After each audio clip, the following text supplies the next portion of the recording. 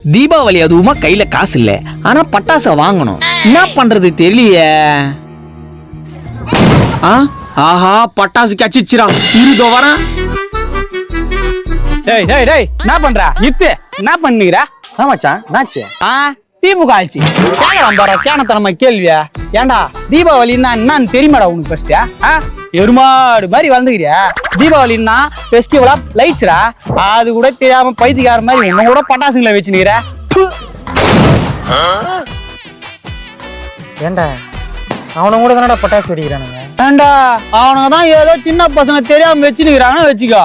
நீ மலை மாடு மாதிரி வளர்ந்துக்கிறியா? உனக்குமா தெரியல? என்ன திடீர்னு நல்ல மாதிரி பேசுறானே. நம்பிட்டானா? மறைக்காத மச்சான், டிவி நியூஸ் பேப்பர்லாம் பாக்குறது இல்லையா?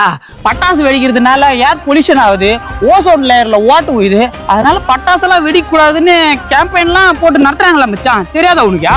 அதனால மச்சான், நம்ம நாட்டோட நல்லதுக்காக பட்டாசெல்லாம் வெடிக்காத மச்சான், தூக்கி போடு மச்சான். நீ ஜன்மத்துக்கு நான் பட்டாசே வெடிக்க மாட்டேன் மச்சான், இது உன் மேல சத்தியம் மச்சான்.